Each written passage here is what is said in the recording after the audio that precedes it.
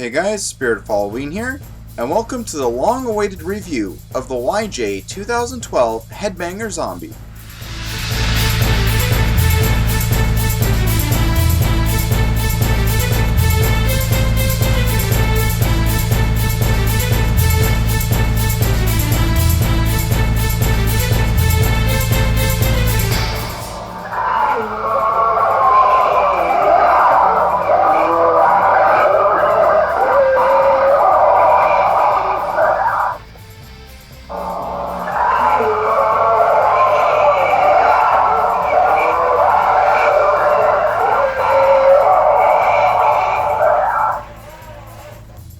So before we get into the review, let's talk about where this animatronic was sold at and who made it. The Headbanger Zombie is made by a Chinese company called YJ.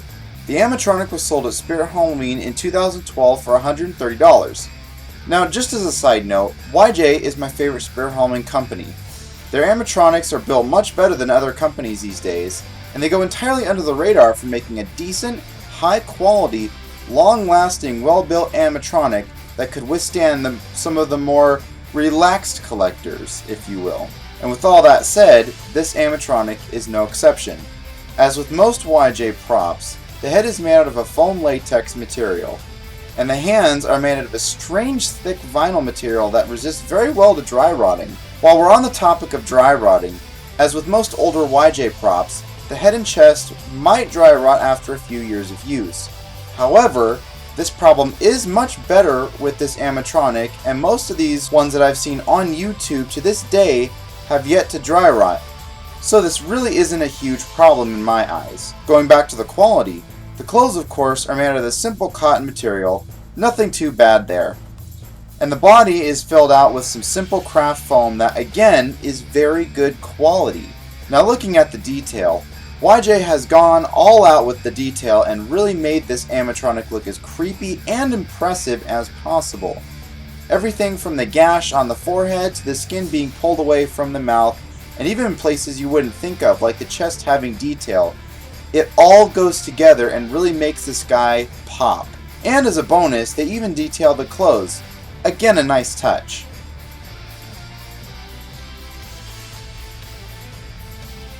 Of course, the internals of the animatronic are more of the usual run-of-the-mill quality for Spirit Halloween animatronic. That being said, the animatronic's internals are pretty well made and shouldn't give you any issues.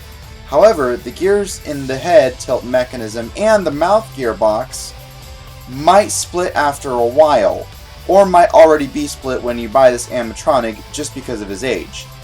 In fact, when I bought this animatronic, the head tilt 10-tooth gear split and I had to install a new one. Once I did that, however, the animatronic was working perfectly fine and I had no issues after that. Moving on to this animatronic's features, what he does when he's activated is his head thrashes back and forth as well as his mouth moving rapidly upwards. Another key feature of this animatronic is the ability to pose his hands to be able to hang on most objects. There is a problem with this, however, and that problem is the hands only face forward. Now that is okay, but positioning his hands on certain objects may be hard, and unfortunately, the wire in his arms is too stiff and they can't be flipped around. So keep that in mind if you want to buy him. Now because this animatronic is from 2012, he has a light sensor and motion sensor, which again is okay. It would be better if it had a PIR sensor, however, this animatronic was made in 2012 and I'm not going to fault YJ too much for that. Considering the year after 2012, in 2013, they did start releasing PIR sensors on the animatronics. Now the difference between a PIR sensor and a light sensor is a type of electrical component that detects variations in light and not motion itself. So as you can imagine, these don't work in the dark very well. Now PIR sensors, on the other hand, are actually sensors that detect infrared light, such as body heat or just heat in general. And those are far more efficient at activating, and those also will work in the dark much better than a light detector will. And just to add to the animatronic, he also is sound and try me button activated, and unfortunately the foot pads will not work with this animatronic, so you're just going to be stuck with using the try me button.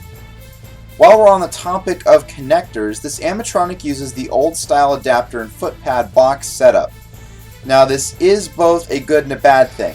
This means that you can't accidentally plug the wrong adapter in, but it also means that if you lose the original adapter, you'll be unable to power the animatronic.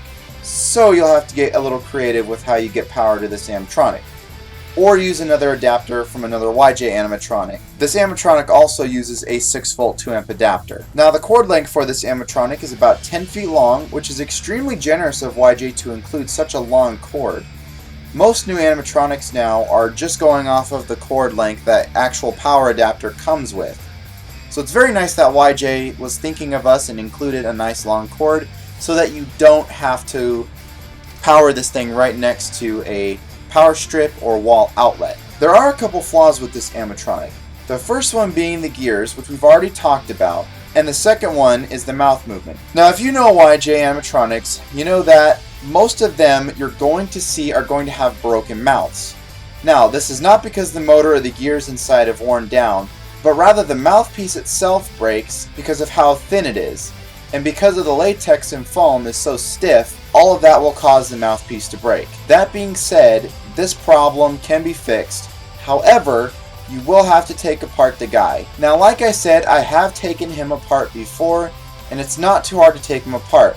But getting the head off is a bit of a challenge, considering you have to get a thin flathead screwdriver between the neck piece and the latex itself. As you might know, this is going to be difficult because the latex is a little thin and is very easy to rip or put holes in it.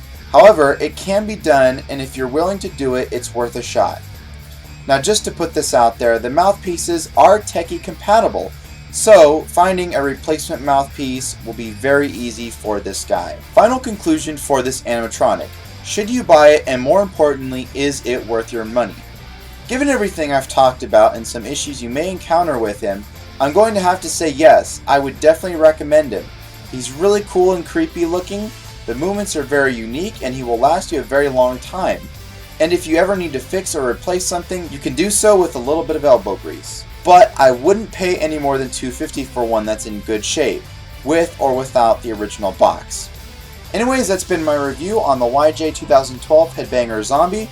I hope you guys did enjoy this video. If you did, be sure to leave a like, be sure to comment, smack the bell notification, and as always, be scary, be spooky, and I'll catch you guys on the flip side.